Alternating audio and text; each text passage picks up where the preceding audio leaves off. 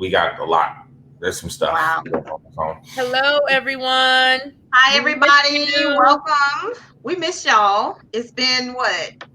2 weeks. days. We do this every two weeks or so, every other week to give ourselves a break. Yes, but Lord knows we need it with everything that's going on. So tonight we're talking about obviously interracial relationships. One of the latest terms is interethnic. I learned. So it's not just interracial; it's interethnic. Oh, so hey, Jeff, whatever. Can you tag me in the post? Yeah, I'm about to right now. I'm going to do it now. You're doing it. Okay, so however you want to. Hey, Troy. However you want to refer to it, whether it's interethnic or interracial. Hold on, let me get my earbuds. I can barely. Oh, hold up. He ain't ready. Hello, everybody. Hi. How are you? We're so glad to have you. Glad to be here. Yeah. So, interethnic, interracial, whatever term that you want to use. Again, the latest term is interethnic. But whatever term you want to use to refer to people of different backgrounds, whether, being in a relationship, being married, whatever, that's what we're talking about today. I kind of felt that this was a timely conversation to have because there's so much going on. This past weekend was the 53rd anniversary in the United States that it was actually legal for interracial couples, interethnic couples to marry in the Loving case. And I put a stat here in the comments because this was amazing to me, but it shouldn't be, that Alabama was the last state in the United States to really completely lift interracial bans. And that was in 2000. Just 20 years ago. 33 years after the Supreme Court. Of course it was Alabama. Of course. Right. Yeah. So, but in light of everything that's going on with the anniversary of the Loving case and, of course, everything that's going on, we are in a racially charged climate here in America, and it's something that's being felt all over the world. I really felt that, we have a unique voice, and it was our opportunity to really have this conversation. And we're, in Ringside, it's been a conversation, and we've seen different posts and different things going on about interracial relationships and, the hard conversations they're having in their homes. I think we need to go beyond that and really start looking at how it's affecting future generations. Because at this point, 53 years later, folks got kids, grandkids, great-grandkids that are mixed, interracial, whatever, however people refer to them. So there's different conversations, but I think there's definitely a shift in the whole perception and how it's just playing out today, and how people are raising their kids and the long-reaching effects of interracial relationships, especially in this climate, because I can tell you right now, it's not going away. Like, this whole situation, it's not going to go quietly away until night. It's not. It's here, and so and it's interesting that people feel like, oh, it's not going to affect me. It's going to affect you in some way or another. It's going to affect you, but how people are choosing to have amnesia, I don't know. But so I thought that it was just timely to have this conversation. And so I'll just let you guys kind of jump in and, share your thoughts on the whole concept of interracial relationships, interethnic, whatever, and I think that one of the things we got to look at is there's a difference between just hooking up with somebody of a different race or background and actually getting into a committed relationship. Because we already know that, when having the idea of having sex with somebody that's different than you is a fetish. We've talked about that before, but beyond hookup culture, we're talking about relationships. You guys go ahead and jump in and share your thoughts about, what's, how do you feel about it? Well, go ahead. I mean, okay, first let's do this. Of everyone on the panel, who's ever been in an interracial relationship? Who's what? Been in one, in an interracial relationship. Sorry if my stuff is in and out. We have a really bad storm, so yeah, we don't have like y'all Floridians do right now. But y'all have other issues in Florida. Way other issues. Yeah, we got other issues beyond just that. You know, we got other issues beyond that. But I have not. I have tried, but I have not. Really? You? Why? What do you mean? Okay. What's surprising about what I said? That I tried or that I have not? That you tried. You. Well, yeah. I mean, I'm open-minded, especially when I was younger. Oh yeah, I'm very open-minded. It's just it just didn't work for me. It just if I gotta force it, if I gotta force the attraction, if I gotta force it, nah. No. What were some of your hiccups with it? I'm just curious. You're very inspiring Black female. I'm just interested to hear what your not struggles, but what happened.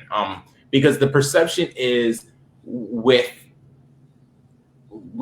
our sisters is that there's a little bit of ambitiousness, and that could be intimidating to some men. Yeah, that was it. Okay. I will not dumb myself down for anybody. I don't care what race you are. That's number one. But number two, I think that overall, just hear a lot. Like, I'm very turned on to conversation and how you think. And so if it's like pulling teeth to find that attraction, it's difficult for me. You know, it was just a challenge. You know what I'm saying, for me. And so I just was like, this is not for me. It just was like, this isn't for me. And I very much, I love alpha males. Like, so that was that was the initial attraction. But again, I'm not going to dumb myself down to make you feel like you're like you're already an alpha male. Like, you have those qualities. Why do I need to lower myself and have self-esteem issues so that you can feel whatever? So that was just it for me. As an alpha male myself, that if that person could not handle you being strong, then they are not an alpha male, because alpha male is able to match any energy or any conception, anything conceptually that you or any woman, anyone that they date can bring. That's what a true alpha male is. You can match it or be superior to it. Right. So if it bothers you, if their intelligence or your tenacity or your tact bothered them, then they are not. They weren't worth your time anyway, or they were just saying that to sound attractive. Yeah, and it's you know, for me, you know, it was definitely in my 20s. So like I said, I was very, very much open to you know, engaging, you know what I'm saying, with someone who was different. It was just like, you know, hey, let me try something different. You know, I was just like, ooh, fine comes in different shades. You know, but you know, it was just very much be better. So it was just, and I just was like, I'm just not gonna do it. So that was it for me. So this question actually made me reflect, because I feel a type of way sometimes when I see like a successful Black man with someone else. But I really had to reflect on myself, because I've been in more than one interracial relationship. Why does it bother you? Like, personally, why does it? I'm going to tell my 2 cents at the end, because I have an unpopular opinion. It definitely bothers me, because I feel like Black women, we have been inundated with being strong, and we're always like, I don't know how everyone else was raised, but I'll speak to how I was raised. Okay. So how I was raised was, you know, my mom said, no one owns you for 2 pennies. You do your thing. You have to be strong and better than anyone else. And you always basically have your family's back and that kind of thing. And she really instilled in us to be pro-Black, you know what I'm saying, and really love the color of skin that we're in. So it bothers me when I see, we could just take one NFL team, okay? You don't even have to take the entire NFL. you can take one NFL team, and more than likely, more than half of the men that are on that team will be Black, and more than half of them will have an interracial relationship. 75% probably. Well, I'm trying to be nice. You know me. I live in the try to be nice world sometimes, y'all, except for when Horace is here. And so I kind of feel like you don't have a chance to be with a successful Black man as a Black woman because you're not out doing I can explain. Most gory, nasty things in bed or out of bed or whatever, and you're also not on the arm. Like, it's socially unacceptable sometimes in certain circles as a Black man to be with a Black woman. It's socially unacceptable. Like, I had someone very close to me tell me that if you want to move up the ladder in this particular organization, do not bring a Black woman with you to any of the functions. Do not marry a Black woman. What? Do not. Yes. This is within the last 6 months. So, or I would say 8 months, because, COVID. But, honestly, I was kind of shocked. And I will say, this is a worldwide organization. So I will not say what the organization is. I know who you're talking about. I already know who you're talking about. So I kind of feel like when you have organizations that are against you as a Black woman, I feel like now it's time for Black men to stand up for us. We're always being asked as Black women to stand up for the Black man and have the Black man's back, but we also need the Black man to have our back. So the reflection piece comes from me. I have definitely dated a white guy.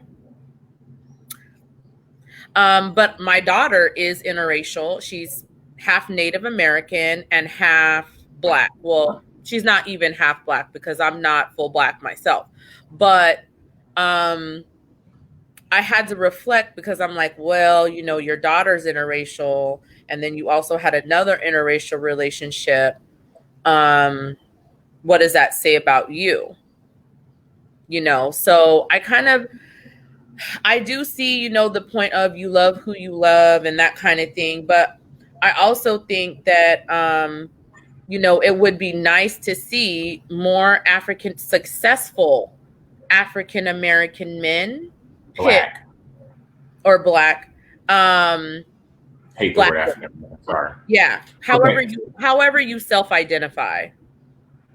I'm going to piggyback off of what you said, and I'm going to touch base a little bit. First, Black women have always been the backbone of the family. Back when they used to do buck breaking, Lord have mercy, sorry. Before, back in slavery days, they always made sure that the man was humiliated, but the Black woman always kept the family strong. Hell, Harriet Tubman kept her family strong, even though she had aspirations for freedom. They know that the Black woman was a big threat because they were strong. And that's how it is in today's time. Black women endure having 2-3 kids while the husband is either in jail or whatever. I'm just giving this overall stereotype. And then you look at the markets that's pertaining to them. Look at Tyler Perry. Look at Beyonce's music. It is to the Black woman who goes through struggle. Nothing wrong with it. But where I vehemently have issues is with the athlete thing, because I was the athlete. I was always an All-American and stuff in high school, had several scholarship offers for sports. None of the Black girls that I dealt with in high school, even college, wanted me because I was too white, I was too nerdy, I was too proper, or because I came from a family that did well. It was seen as a problem. And they didn't look my way. So what happens is a lot of these athletes, Robert Griffin III is one of them. He is an ugly man. That's an ugly man. If you guys know who he is, that's an ugly man. He looks like a roach. But everyone, when he was the number 2 overall draft pick and he got all that money and led the Redskins to their one lucky season, everyone was all over him. And he went online and said, all these Black girls hating on me for having a white, he would be tonguing down that white girl. And they're like, oh, why is she with him? Well, he said, y'all didn't want me. Now that I have money, y'all want me. a lot of times, a lot of Black men, we have to suffer a plight that our sisters look down at us or have some kind of issue with us. And then when they see a successful, it's like, you didn't want us then. So that's what I could say for athletes. Isn't that what? But isn't that how? What's his name? The guy who did This Is America. Wasn't that kind of his thing? Gambino? Yeah, wasn't that his same thing? Because he was considered the nerdy guy, the awkward guy. He didn't attract the Black women. Wasn't attracted to that, and so his options, that just shifted because of that. Because he wasn't the guy, that he didn't have that image, and now he's got this.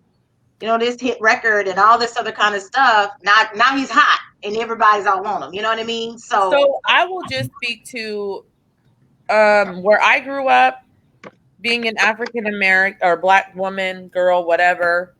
I didn't date. I didn't like none of the Black guys. They were not. You could like them and you could show interest, but you were not getting with them. And let me tell you why. Because Hispanic girls and all the other girls would do everything. Like, you would see the most tore up Black dudes with bomb chicks. There was no, even today, even if I go back home today, I may be able to pull a Black dude. I probably can, but you can. One, it's not about quantity, it's about quality at this point. Two, I'm not willing to do certain things. So you have to take a look at what you're willing to do. And what do you mean by? Are you mean sexually? Everything, like straight up paying. So specifically, I know one guy that got his rent paid by one girl, his cell phone bill paid by another girl. Another girl paid for him to go on vacations. Another girl would take him out to the club and buy all his drinks. Matter of fact, one time when we were in the club, she was Native American. He told her, go buy me and this other girl drinks and bring them back. And she did. Like, this is the kind of that I'm used to seeing where I grew up. So I can't speak to like seeing Black love as being a real thing where I'm from back home. It's just not, it's really just not an option. Like, if you got a date or you found someone attractive or whatever, it wasn't an option. Even when they did fly, like athletes would fly out like Jeff, hey, oh my God, I see Jeff. He looks attractive. I promise you, on the plane, this dude has 8 numbers. On the plane. I've seen it happen with my own eyes. So they're already picked up from the plane. Hands down, everything is handed to them. It doesn't matter sexually or not.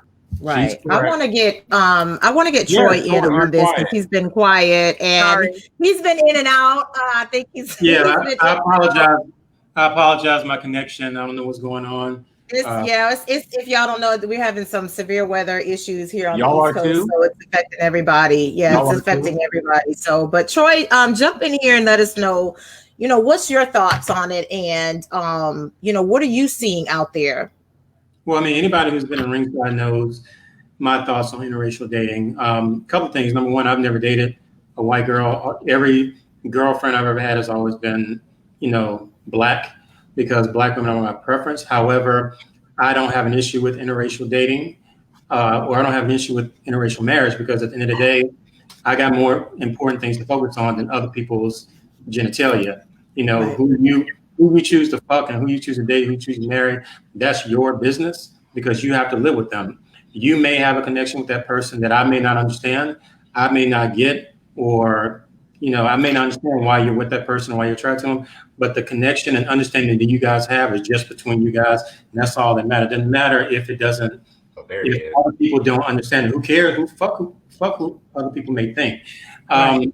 I mean, the other thing is just personally, I've always been a man that I'm attracted to various types of women. I'm attracted to tall women, short women, thin women, thick women, light skin, dark skin, women with natural hair, women with straight hair. So, and that also it also spreads out to women of other races. Women have always been my preference, and they will always be my preference. However, I see, white women that I find attractive damn near daily. I see Asian women. I see Latin women, everything. So I just my whole thing is I'm attracted to femininity. I'm attracted to women. Same here. So the whole thing about interracial dating, I'm like, one of the things I don't like, and I have friends that I've invited to ringside. Some of them are in racial dating and marriage, and some of them. I don't like the stereotypes because I am someone who's very, very sensitive to being generalized and stereotype. Number one, I've had these conversations. Number one, because you see a black man with a white woman, number one, it doesn't mean that that's all he's dated. It doesn't mean women always. Thank you. Number two, it doesn't mean that he thinks that white women are superior to black women. Thank you. It does not mean that he hates himself. Thank you. Being black. It does not mean that he's forgotten about slavery and the whole thing. So what I don't like, and I've been seeing this in ringside for years, is the automatic demonization and vilifying of black people. At the end of the day, I will admit, yes, if I know of a black man with a white woman or a black woman with a white woman, and you are talking about, hey, white people are better than black people, this is third, yeah, I'm gonna curse you out. I think you're a coon at that point. But at the end of the day, I realize that is not, I can't say that for everybody. That doesn't account. Because the fact of the matter is, I do have a couple of friends of mine I know a couple of people that are married interracially, and they will tell you, growing up in the part of the United States where they grew up, they were always the only black person in their high school. They were always the only black person where they were. So for them, the only options they had were predominantly people of other races. Well, so what I don't like is when people assume if you see a black man with a white woman, oh, he must think white women are superior. That's not right. Well, let me say this, because I'm a person who, all the way up until college, I had one black girlfriend ever, and I had been with I got to know a lot of women. Go ahead, say it. You know I said. Just say it. And my mom used to literally, the one time I was dating a black girl, she did flips, but she would always ask me, why don't you like dating our own kind? And I said, I'm very attracted to black women. I love them. I just always clashed when it came to certain, I have a dominant personality. I like things my way. Not all the time. I'm very 50-50, but like certain things, like if I say I'm going out with my friends, I expect to hear, okay, have fun. I don't want to know. I don't want to get questioned. If I say you need to text me more, I would like to hear, okay, babe, cool, I will do better. I won't stereotype, but in my experience, when I've been a little more demanding to women of color, black women, I've been met with a lot of resistance. Whereas when I've dealt with Becky or Stephanie or Susie, I never got that. And as someone who prefers a submissive partner, that's always been a problem with me. So, and when I explain that, people immediately take the word submissive to mean something negative or weak, or someone who's a bitch and can't handle themselves. Someone said women of color, women lack of color. I was being funny. I hate the term of color. I was being funny. Person of color and black are two different things. In the light of this Black Lives Matter movement, I need people to understand there's a huge difference. People of color are Asians, Hispanics, therefore. Black people are black people. Right. I was being funny. But when I have dealt with black women, I have typically had a harder time. And it's not to say anything bad. Same thing when they've been my boss. I've just had a much harder time versus the opposite. It does not mean I look down at black women in any way. I love them and respect them 10 times more, actually, because of their strength. It's just what works for me in my relationship. Right. COVID does not. Again, I think it goes back to what we've always said. You gotta find your match. And that doesn't mean your match is always going to look like you. Well, I mean, I do have a question for Jeff. Okay. So Jeff, when you get met with this resistance, do you think that it's the strength of a woman, or do you just think that she's just giving you resistance? No, it is met with a strength. I'm gonna say this. I'm a huge Mary J. Blige fan. Love that one, met her and everything. And she has an album called that, and I listened to her story and stuff, and I understand a lot of it is just being guarded or hurt, or they just want to be respected. Unfortunately, when you have grown up and you might have not had a father figure, or you've been hurt a lot, you are not going to just give your trust. So I shouldn't say the word resistance. I'll be fair. Maybe they. No, I think your analogy is absolutely accurate. I'm only speaking of what's happened for me. I can't. There are reasons. Well, what you're saying is it's what you say it is. We just don't know the reasons behind why those walls and why those things are there. Right. And I get it. Again, I think a lot of what Epiphany said earlier about Black women and how we're raised and the things that we experience, other races of women don't necessarily have those challenges. And so the strength that's so attractive on us are some of the same things that some men just can't handle, and they just don't want to deal with it. And so I think that we're looking at there's different levels and perspectives to it of why other women are attractive. I don't know if you all remember Eddie Murphy in Raw when he talked about he did a whole sketch on the whole thing and how submissive they are, other races are, and he specifically, I think he was talking about Asian women in that particular sketch. But I think that there's some level of truth to it. So welcome, Horace, to the conversation. Yeah, so hello. What happened to you? Why are you late? And we're gonna get you in here because we do want to hear from you, because what you're not going to do is sit back and observe, and you're going to get in here. Share with us your thoughts on interracial. Again, there's a new term of interethnic relationships, and we're talking about beyond just hookups. Because if it's just hookup, we already know that sometimes that's a fetish, but we're talking about relationships and the dynamics of getting in a relationship with someone of a different background. Well, first off, welcome. I mean, I'm glad to be on the panel with you guys. I missed you. I think it's different from everywhere. I think Jeff maybe said earlier when he was talking about the guy that's grew up and he's the only Black guy, as compared to someone like myself, down south. We growing up in South Florida, interracial relationships had a different view. Where we're down here on the other side of the fence, they didn't want that to happen. And I remember the joke: if she can't use your comb, don't bring her home. So there's a lot of stuff that kind of put a wall between the two. And I know I've never dated anyone outside of my race, but I know in high school, all my friends in high school, it was a thing to date a Caucasian woman. And everyone always bragged about how fun it was to date someone that was Caucasian. But I would say nowadays, for me personally, I could care less who anyone dates. I would say from my observation, it just seems like every dynamic is different. The reason a Black man may date a white woman may be different from the reason a white woman might date a Black guy. But overall, I think you're able to love who you want to. It doesn't offend me or it doesn't affect me at all. Right. But I have a problem with the people that'll say they're pro-Black and then be in an interracial relationship. Do you have a problem with that? Yeah, I don't see anything wrong with that. I do, because my question is, and it's probably not even a problem. My question is, I want to hear it.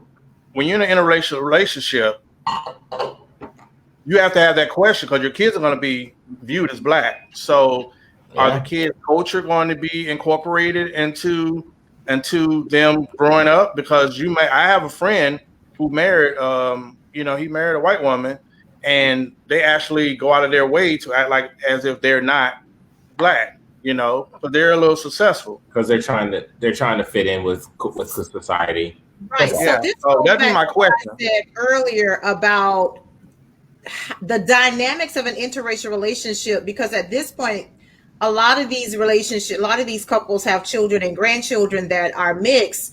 And what are the conversations you're having, and how are you raising them in this climate, in not just in this climate, but period? Because at the end of the day, the world's still gonna see that child as Black. They're still going to see that child as more than just white. They're not going to see the white half. And I say that because, or the Asian half, I mean, they may, because you're going to have features, but Tia and Tamara Mowry had shared their story about, you know, when they were on Sister Traveling, and the difference in how they were treated depending on if they traveled with their white dad or their very Black mother. And they recalled a situation where they were in first class on the plane. And they looked, and the attendants looked at their mom as if to say, "What are you doing here? You don't belong in first class." And they had to say, "She's with us." And their dad was like, "That's my wife. She's with us."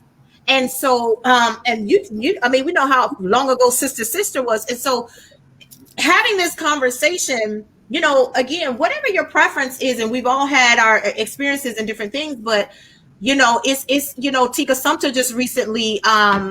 I just commented that. She posted recently on Twitter about the difficult conversations that they're having in their home, and that they are not shying away from it, and understanding that they're raising a mixed child who the world's going to see Black. They're going to see her, the pigment of her skin, no matter what shade it is. And so at this point, when we start talking about interracial relationships, it's a conscious decision. Earlier, we have somebody who made a comment that opened up, and you know, I want to go to that, and I want us to talk about that. She says, Dr. H, really quickly, I wanted to get a chance, because I know we are about to go on the tangent. I wanted to get a chance to respond to what Horace said, because I talked about it in Ringside several times. Oh, this comment. Is this the comment? Yes, but go ahead. No, go ahead, Troy. Go ahead, Troy. What I was going to say was, I disagree. I do feel like you can still be pro-Black and be in interracial dating, because now I feel like you can't be militant and be with someone of a different race. That I agree with. But as far as pro-Black, and the reason why I feel the way is because even now, when you observe politics, you'd be surprised how many of these Black men and Black women who are walking around with MAGA hats on have Black spouses. So I've always felt like the color or my family like that. The ethnicity of your spouse is not a barometer as far as how pro-Black you are. You can be a Black man with a Black woman and still be a coon. You can be the champion coon and have a same race spouse. But what I was going to say is, I would challenge everybody on the call, because obviously Frederick Douglass is the obvious choice, but I would challenge people because the results may surprise you. If you Google civil rights leaders and interracial marriages, you might be surprised at how many men and women who were pioneers of the civil rights movement who married and had children with people who were not Black. You might be shocked as to how many people that we celebrate as a Black culture. Booker T. Washington. They went home to white spouses. Booker T. Washington, Langston Hughes, W.B. Du Bois. Well, like I said, I cleaned it up, Troy, in the end and said, maybe I don't have a problem. It's more of a question. Right. So that is something that you have to answer that. And assume, hey, what is the intention? Whether it's the culture, whether it's the religion, those are questions that, you know, interracial relationships have to have more. Their checklist is a little bigger than an average couple. Yes. So I want to get into this comment. This was posted earlier at the beginning of the conversation, and I want to say this, please. Yeah. We want to have a respectful. One of the things that we do on this show is agree to disagree respectfully. Okay. Everybody's point is valid. It is their own. I wanted to have this conversation because we need to be talking about it, because this is real. This is real life for people, and people really think and feel this way. And her thoughts are her own, and they are valid. They are hers. And so this comment, and it sparked. I remember this. I definitely was going to get back to it anyway. But when Horace said his comment, I wanted to go back to this one and really get into, of course, engaging with our audience, but. She says, my kids are quite aware I don't agree with interracial relationships. If they do it, they're no longer welcome in my home. And I will stand by that even if I lose one of them out of my life. and I don't babysit, so they can keep their mixed kids all to themselves. And so I want to get into this, and I want you all to really think about your responses and how you feel. Epiphany, you said earlier that you have a mixed, a daughter, a child out of a mixed relationship, and so how did that affect at all, if at all, your family dynamics and the relationship that you have with your parents? Well, one, I'm gonna ask you to take the picture down so everyone can see yours. I feel like half of Troy is missing. Thank you. Honestly, well, one, my daughter is not white. She is Native American. So there was never any from my mother. I mean, my dad didn't really have a choice because, I'll just say my stepdad, he loved my daughter. But the other side of the family did not accept her and did not want to acknowledge her, because you have to understand Native Americans are very, they like their community, and especially this tribe, and I won't go into what tribe and all that, but especially this tribe. And I actually had to take him to court and actually get DNA and actually do the whole 9 yards for her to get her certificate of Indian blood, and she got it. But it was not an easy process, because one thing I thought was, you are not going to deny who my child is. I know that's right. My child is this, and she is this, and she is this. So I've always acknowledged who I am as a woman. Like, I know I'm mixed race, part white, part black. On both of my parents' sides, both of my parents are adopted. So I just happen to be one of those people that just drew the lucky straw out of the hat. But at the end of the day, I didn't have any issue from my parents. It was more from the other side. And it really affected my daughter, because she would always ask. And there were things that I could not answer. You know what I'm saying?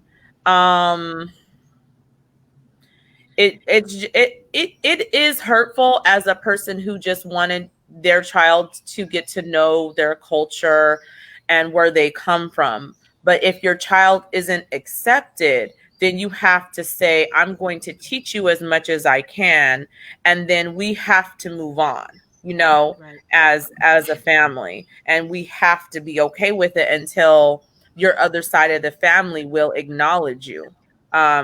So yeah, that was my process. I'll just say this, I guess. When it comes to interracial couples, regardless of where I see them, I've always been perplexed at why people care so much about other people's households or other people, because I guess my mentality, my entire ethos concerning this, I don't care if it's an interracial couple.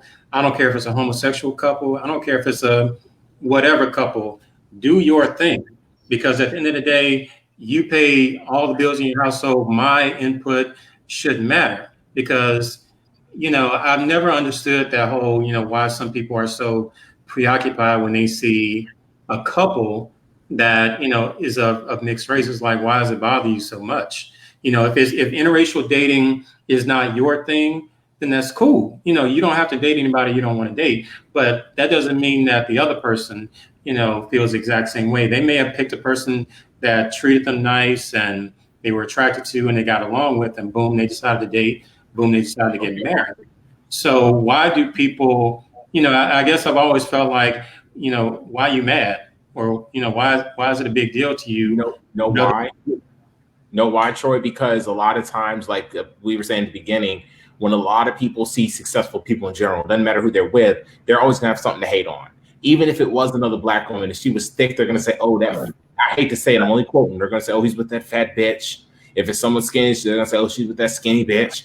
If it's just a crabs in a barrel mentality. It happened.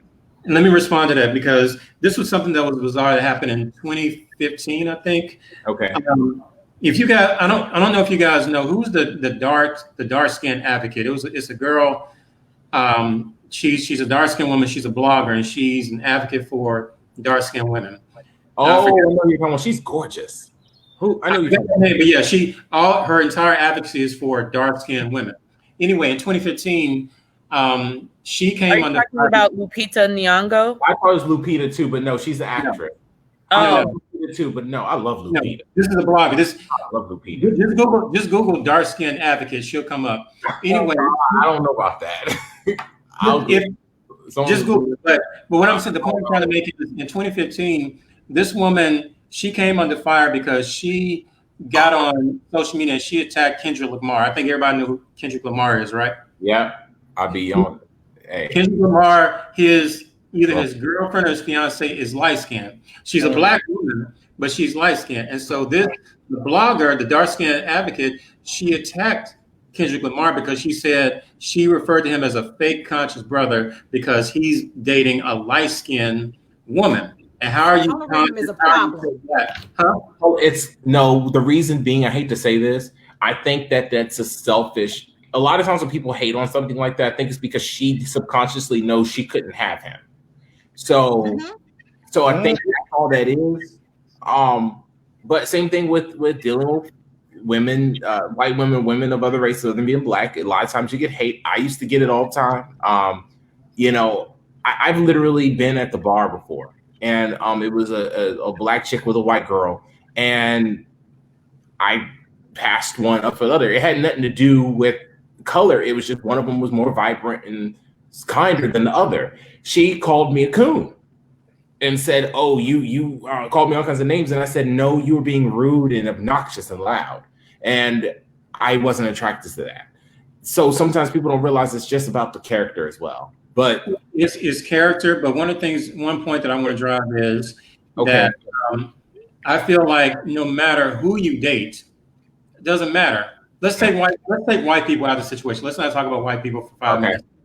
Even if you are a black person dating another black person, people will find a reason to hate or name call. Because I can, as a black man, I'm a black man.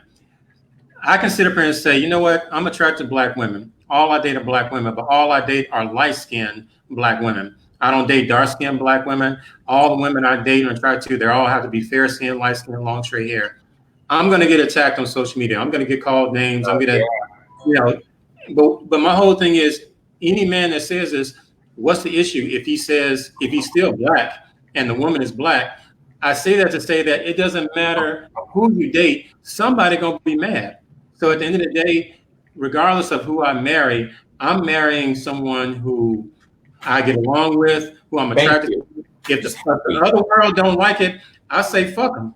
I say fuck you. Here, my thing is said who you're with. I'm sorry, Horace. Go ahead. No. I was going to say I think sometimes it goes a little deeper. Like you were saying, it was a lady that's a dark skinned advocate. She's portraying to have a problem with Kendrick Lamar dating a light skinned woman. But really, it could be from a personal trauma of where she was always rejected by guys who had a preference for that said woman. So there's a lot of times that they don't even understand stuff they're projecting. And colorism is a thing that, listen, about this person having a better shade of hair, that goes all the way back to slavery, and the resentment we have with one another. So there's a lot of mental wars that we're fighting, and we have to. Well, if you think about this, though, let me just since you're talking about slavery, okay? I think this is something that is ingrained within us as Black women, okay? So, as people got raped, I try to be nice. So as people are raped, different children are coming about, right? We're getting split, our race is getting split. And we're talking about a woman who is the master's daughter who gets to work in the house. Whereas the dark-skinned girl who is not the master's daughter doesn't get to work in the house. So I do think within some of us Black women, there is some of that. I would not say that I don't have any of that, but I would say that I personally as a younger Black woman, I don't have that issue now, but as a younger Black woman, I feel like I would have liked the opportunity to at least be viewed as beautiful as the other races within my own community. You are. You know what I mean?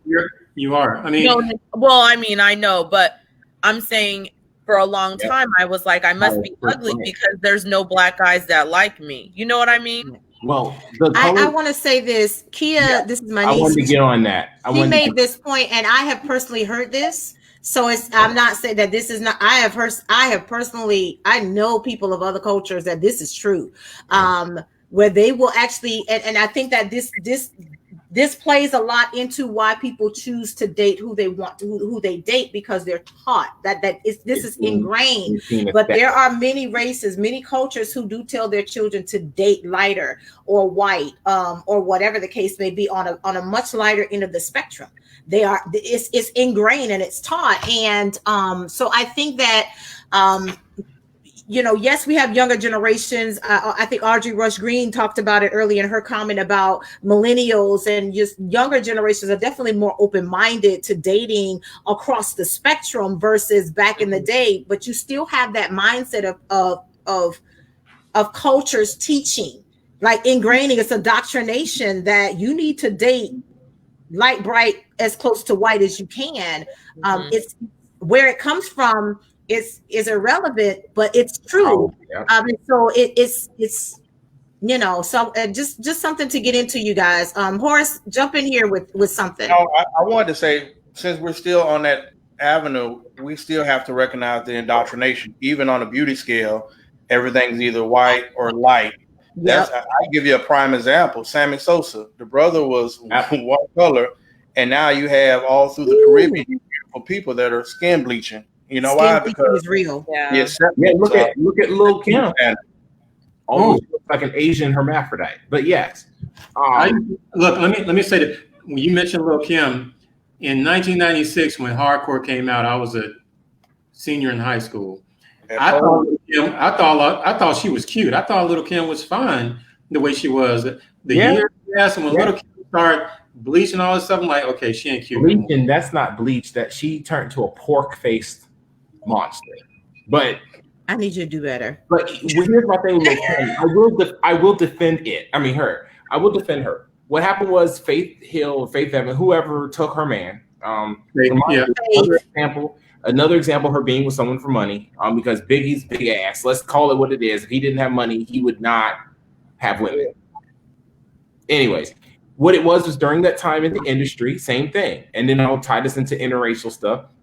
She felt pressure because being dark skinned, she felt she had to work twice as hard, just like us as Black people have to work 3 times hard in corporate America to be taken seriously. And she did that to herself because of the pressure she had to deal with. And they left her for a light skinned woman. That's the reality. Even though her attitude's disgusting, it still didn't seem justified. And that happens a lot.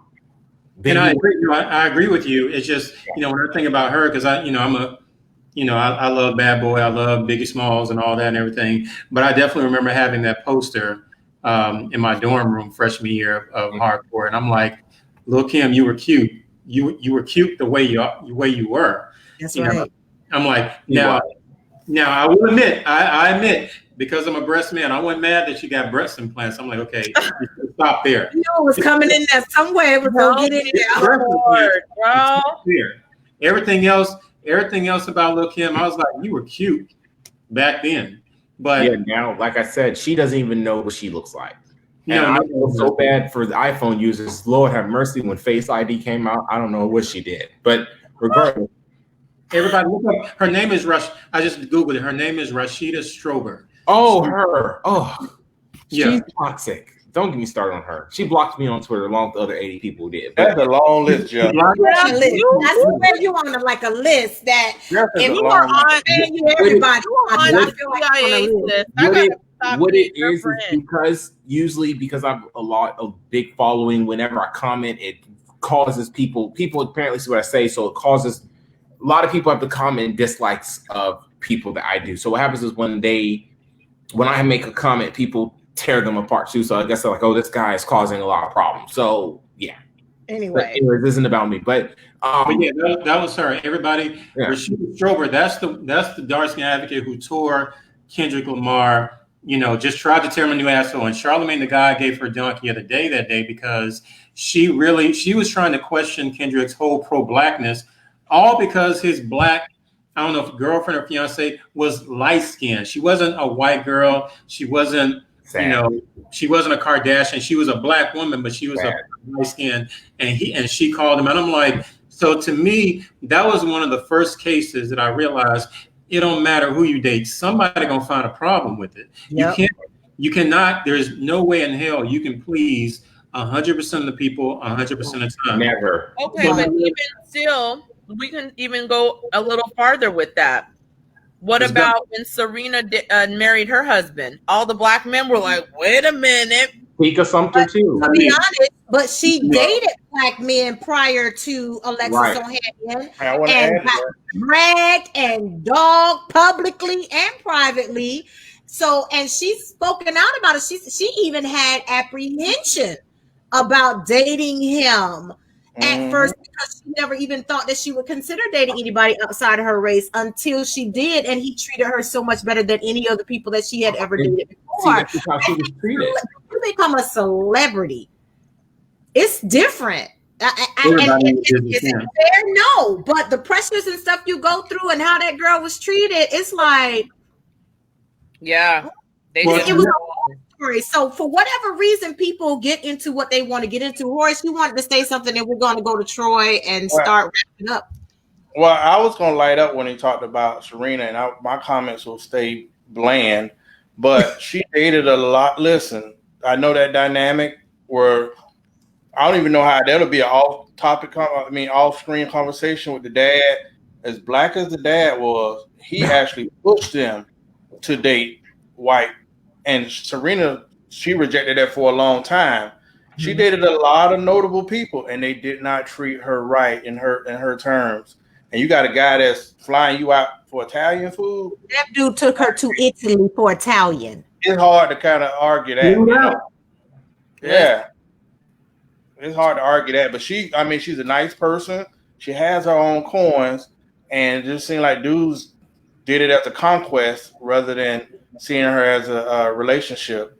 So I can understand her plight.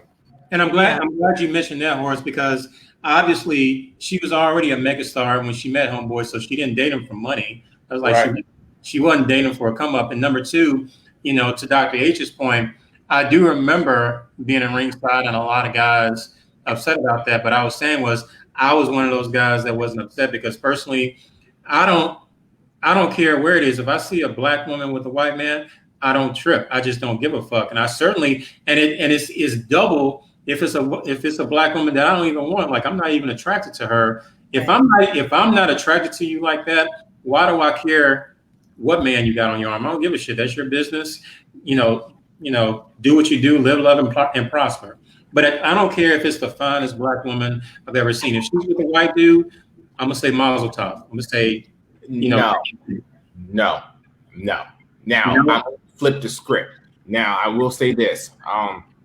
I do have a slight problem with that. It depends on why the woman likes the white man. Now, I do roll my eyes. Yeah, I agree. It depends. But what I'm saying is, roll my eyes because when they say, "Oh, brothers ain't shit. They ain't got their stuff together," I'm like, no, I agree. No, that's part. No, and I mentioned it earlier. I said, my whole thing is, if I see you see an interracial couple across the street, you don't know why they're with each other. Exactly. So you don't know. Now, I will admit,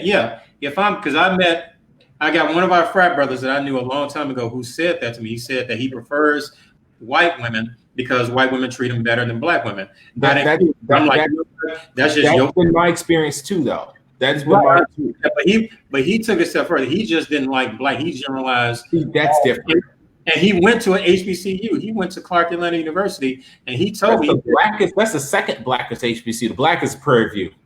Prairie View is ghetto.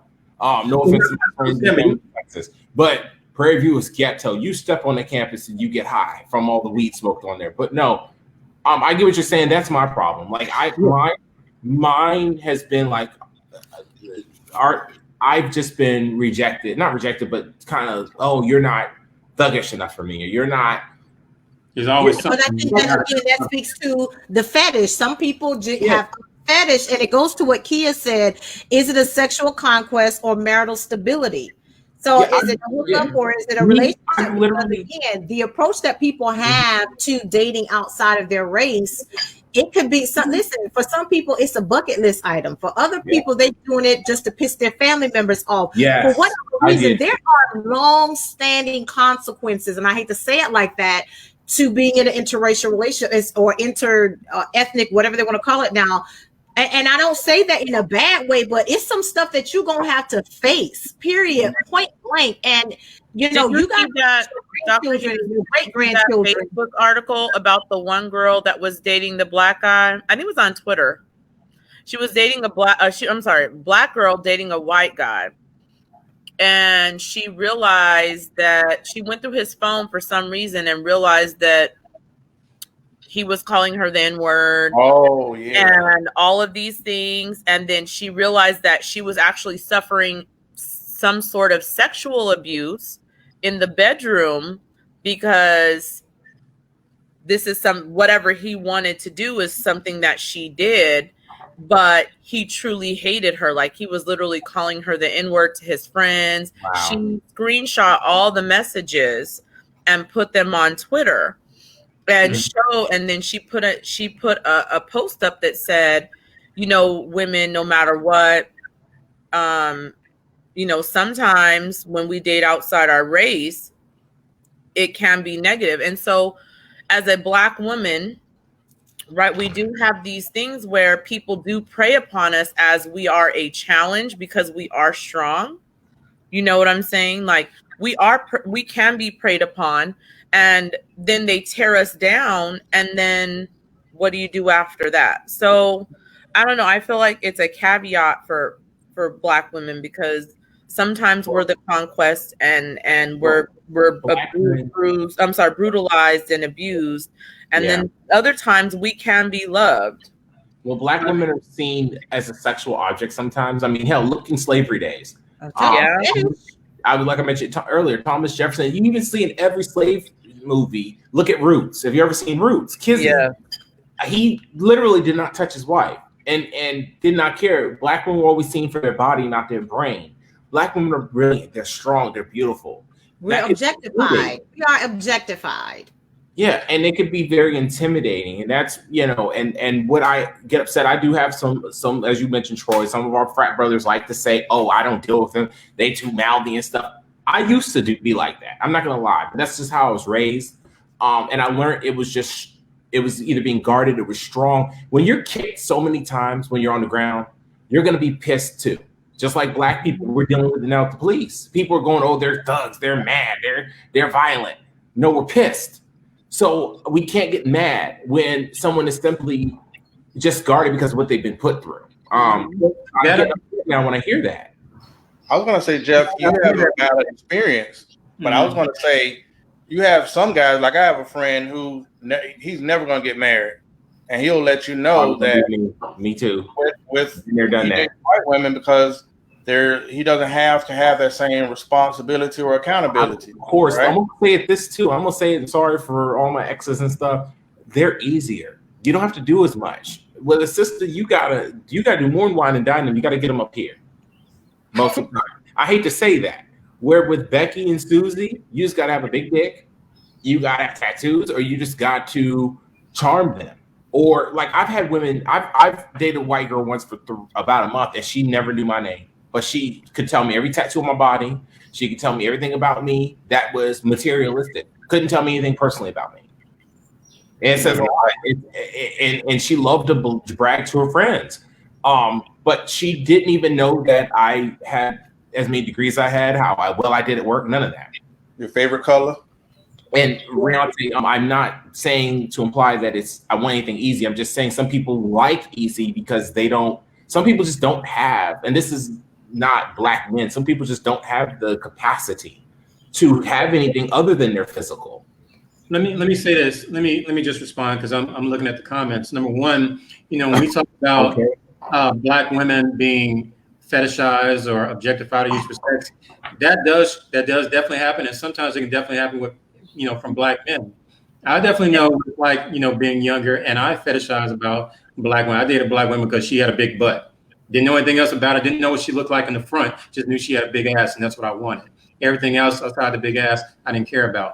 So, sister, you can be objectified and fetishized by Black men, in addition to white men, Asian men, Hispanic, whatever. In terms of, some of the comments as far as other races of women being weaker, you have a lot of weak ass Black women out here. Trust me. You got a lot of totally weak in terms of their constitution, mentality, weak Black women. So do I think that Black women are strong? Hell yes, Black women are strong. Yeah. They can run the world. Do I think every single Black woman out there the same way? No, not exactly. There's a lot of weak sisters out there that get easily manipulated by men in general, regardless of the man, it's Black, white, whatever. If a woman is weak-minded, it don't matter. It don't really fucking matter the race of the man. She's just weak-minded. She has a tractable mind, and she can be manipulated and taken advantage of, irrespective of the race of the man that's doing it. So I think far too often, especially when we're talking about dating and treatment, I understand that race is a substantial issue, but in some cases, it can be, if you can digest the idea that a Black man and a Black woman can meet, be attracted to each other, have chemistry, like spending time with one another, have great sex, and want to build a future, why can't that same concept be tied to a Black man and a white woman, or a Black woman and a white man? Why is it that with interracial, there's always, they're with each other because of an agenda, self-hatred, trying to move ahead in the world. They don't like their mother. Jealous. They forgot about slavery. There's always the media societal rhetoric, because every time you see a successful Black man on TV, hell, everyone saw during the NFL draft. Did anyone see that video of the Black mother pushing the guy got drafted for the Redskins or something, and the Black mother pushed the girl away? She wasn't being rude, but she was basically saying, "Let me hug my son," while I'm on camera. And let him have his moment, because you couldn't see him and his reaction for her. Yeah, but what the media immediately sent was, "Oh, this Black athlete got his white woman on TV while he's becoming successful." That was the rhetoric. And the mother said, "No, I love her. I just wanted to hug my son." Moment, and she wanted to experience that too. So, and I laughed at the memes, but it's what it is. And unfortunately, it's this rhetoric. You see all the NBA players. Tim Duncan had a white girl, they got divorced, and then he was single, and all of a sudden he's gay. I'm just saying, it's always a rhetoric put out there, but it's not always true. Right. So with that being said, and I would still tell anyone, regardless of your issues with interracial dating, interracial marriage, Google it. You will still see that overwhelmingly Black people marry Black people. Interracial dating, interracial marriage is not the predominant. It is not taking over. Does it exist? Has it always existed? Absolutely. Yes. But still, overall, numbers are what they are. And predominantly Black men marry Black women. It is what it is. But I do want to ask a question, something Epiphany mentioned earlier in this call, when you talked about the issue with seeing successful Black men with white women. Is it the fact that it's a Black man and white man, or why is it the fact that he's successful? Would it matter if he was unsuccessful? Would you care as much?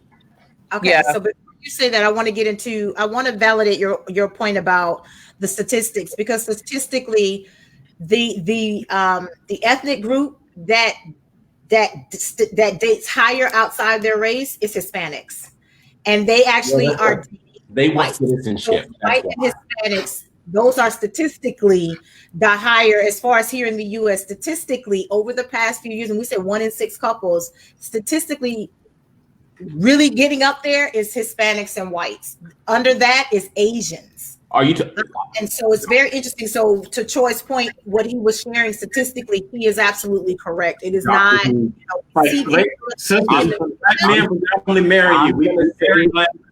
I'm going to say what everyone is thinking. I'm just going to say it. I think with Hispanics, I think they just want citizenship. I'm not, and I say that not. Please, Y'all know my the views of certain people on this panel are not the views of everyone. I just said that that is me. I know having Texas nativity. I know this, and I have been approached with it directly many times. Back in the day, find him on Twitter. You can block him. You'll just be another one added to his list. Listen. Okay, back to Troy's question, and we're gonna. I just had to Troy's question. Go ahead. Please, Epiphany, answer that question. So I you know what? It comes. Well, I can tell you exactly where it comes from. It comes from me being a young woman and not being able to date anyone in my race. Period. Successful, poor. It doesn't even two pennies, half a penny, negative pennies, nothing. Even at the college level, I know that, you know, even though my son is quote unquote full black, whatever you want to call it, I just know when I had my daughter, this guy was like the first guy to even like kind of, well, no, he wasn't the first guy to look at me, but to show like real relationship interest, a Native American. You know what I mean? So it was just very interesting to me as I went through my formative years and not having that real level of interest. So yeah, it bothered me, you know, and that's why I said I had to reflect on it, because it bothered me at the time. Because I'm like, well, dang, can I just get one black guy? I didn't even, you know, at the point, I just wanted to date one black guy just to see what it was like. I just had no. I find that so hard to believe. You are gorgeous. You have so much to going for yourself, but you were in New Mexico. Let everyone know that, though. Yeah, I was in New Mexico. We're from that area, and it's not a lot of us. And if we are, we're military, and we were taught the same thing. Right. Well, so and the understanding. Your environment, your environment, you know, that the same way, I mentioned earlier, as far as you have some men, some black brothers who they're junior high and high school. What do you do if you are the only black guy? Well, right. Well, see, here's the thing, because their friends are not dating black women, right? And they're telling them, oh, she's ugly. If you're a black guy and maybe you are attracted to me, you're not going to date me because it's socially unacceptable. Mm-hmm. So maybe you are a Jeff, right? And you're interested in me. After you talk to Troy's like, nope, she's not cute. You need to go over here and date Veronica. Well, has anyone ever seen Tyler Perry? I hate Tyler Perry, but I think this is a good movie, The Family That Prays. Yeah. Do you remember when Mrs. Cartwright got her in the corner in that hotel? And this very racial undertone. She said, your colleagues would never take you serious with you on his arm. Right. That's why you're confined to this little room. He wondered. But also remember, she was fighting for her husband. So, but that comment made. But that scene, he's talking about that scene was very profound. Was her basically saying, yeah, my husband's screwing you for your body in this room, but he does not want you. You ain't going no further. She put her in check. No. Go ahead, Horace.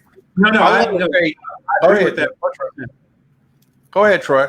No, what I was saying. Me growing up, I went to Suncoast High School, which is one of the greatest high schools in America, still is, top 10 forever. But growing up, white women didn't want me, right?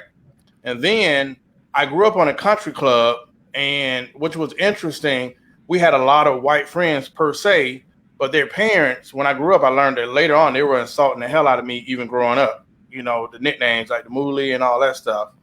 Ooh, you're Italian? Or whatever, you know, all the bad stuff they would say.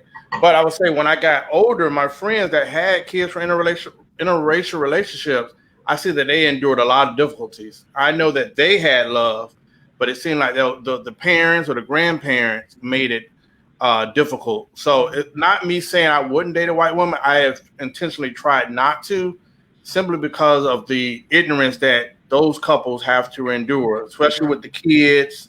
You know, the comments, even culturally, is different. You know, seeing how on this side, you know, the kid is taught this and loving, no matter what people think about black people, we are loving people and forgiving people. And then the kid goes over here where the kid is taught that, you know, what he has on this side of the ball. So I always steered away from that, from you know, just knowing the ignorance that my kid would probably have to go through and endure. Right.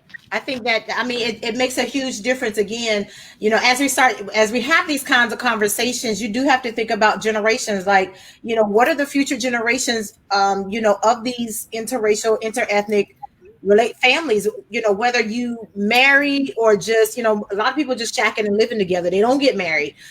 Whatever the case may be, the ramifications are long reaching. And so now we have generations of children from these mixed races and different things. So Jay String has a comment. He says, this goes for all races. Submission, or rather non-confrontation, is the biggest power women who want real men have. Because when she gets out of his way to be a man, either he will perform or not. When she is in his way, he will always use her as an excuse as to why he doesn't succeed. So submit. You win either way. Either he is a bum and you identify that and leave him, or he is a rock star and you can live the queen's life. Step back. Now back to your regular program. Troy. Wow. Troy. No, I had a point. It wasn't in response to that. What's your point? No, the only thing I was going to say, I just wanted to reiterate to everyone on the panel and everyone listening. I said this at the beginning and I'll say it again. Please, when you get a chance, Google it. Please do your Googles. Google is there for a reason. Some of you will be surprised. You will be blown. Your mind will be blown when you see some of these black pioneers, civil rights, pro-black, who were shouting pro-black from the mountaintops. Some of them were with white men and women. And at the end of the day, like I said, you know, there are some that I revere, and I found out, oh, she was married to a white man. Okay, I still love her music. I still love the fact that in her music she talked about the power of being black, and she talked about the social ills of black people, but she had a child with a white man, and she was with white men. Right. At the end of the day, you know, even though I don't really see it happening, if y'all ever saw me, I don't care if it's in Georgia, Florida, whatever, if you ever saw me with a white woman on my arm or any race woman, I don't care if she's white, I'll still have on my Malcolm X hat and walk. Anybody that gets to my face and talks something negative because I'm with a white woman, one or two things are going to happen. Either I'm going to slap you or I'm going to spit in your face. One of the two. You made a good point. Let me piggyback off that. Tika Sumter got a lot of shit but she said recently with the riot, she said, I'm in an interracial relationship, and she said, you don't have to worry about me or teaching them. Right now, what did she say? I just need them with me, right? Wasn't it something like that? But anybody, any woman I date outside my race, they have to understand the plight of what we go through. They will never fully understand. Don't get me wrong. But you need to be able to relate, or at least understand that at the end of the day, you have to understand you have kids with me or whatever.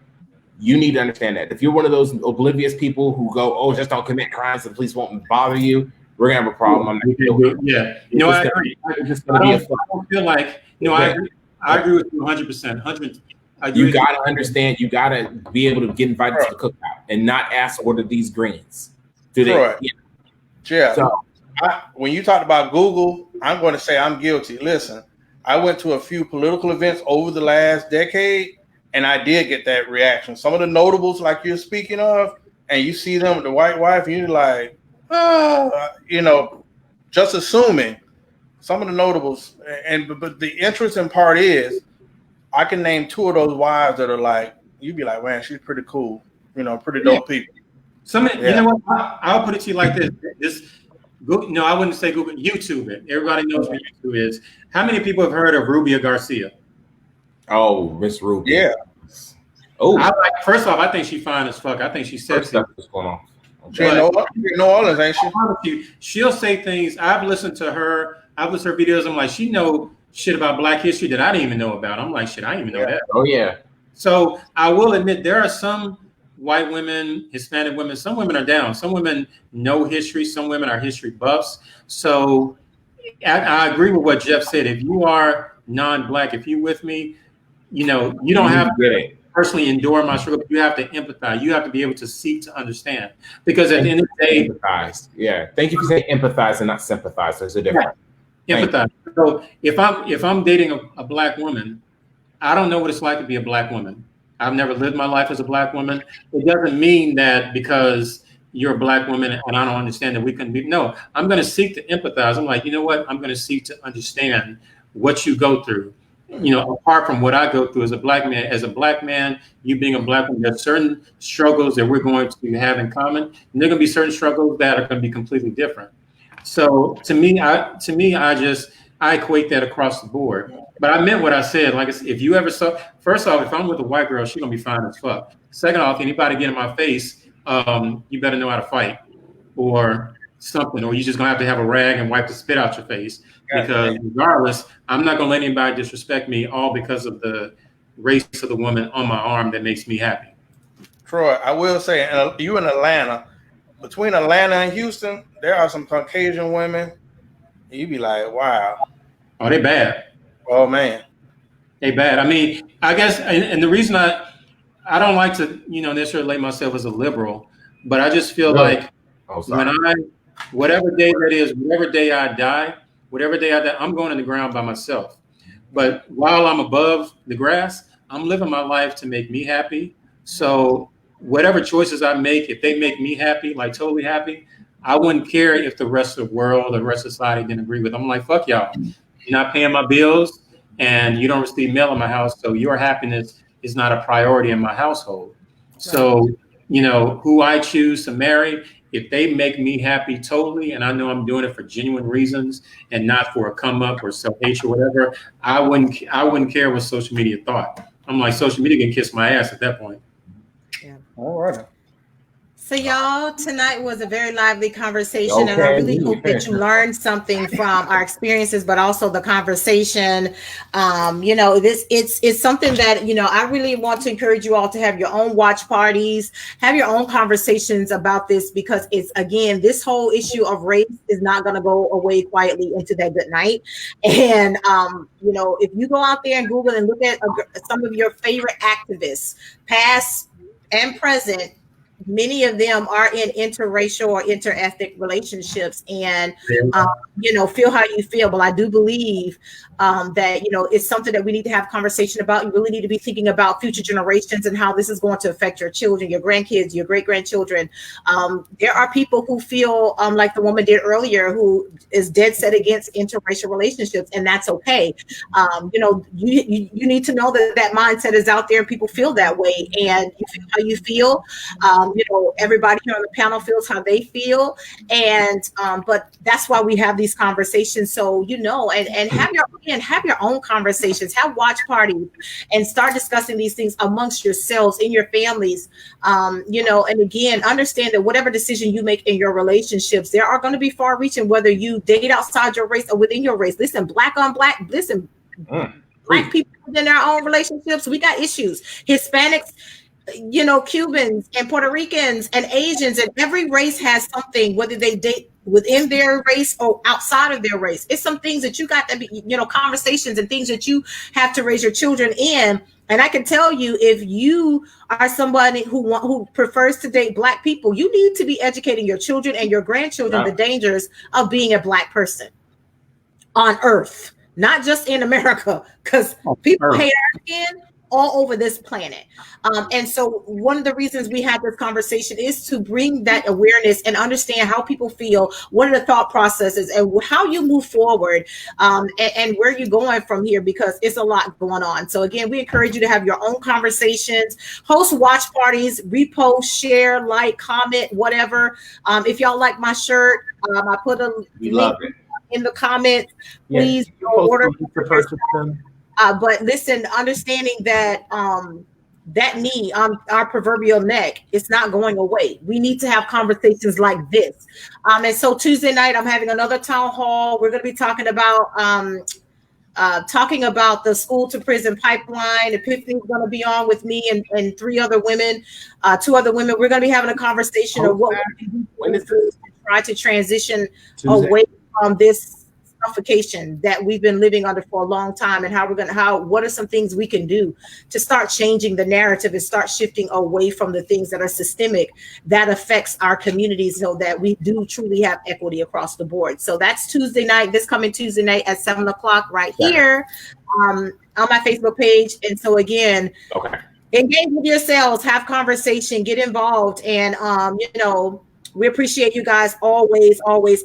We do our best to try to keep it to an hour, but it gets heated. We love you guys in the comments because you all keep us going. Yeah, they went on. You really help us. You really do bring the town halls to life. We can talk amongst ourselves, but you all bring that energy, and you bring your comments and you share us, and it helps us deepen our own thought processes about how we view a lot of different things. And so again, we thank you all so very much. We really appreciate you for sharing respectfully, because this is a sensitive conversation.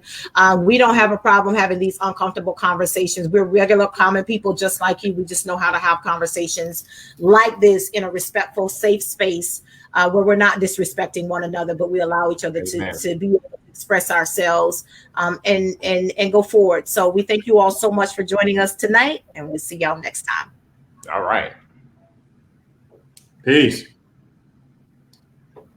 If it's gonna let me in.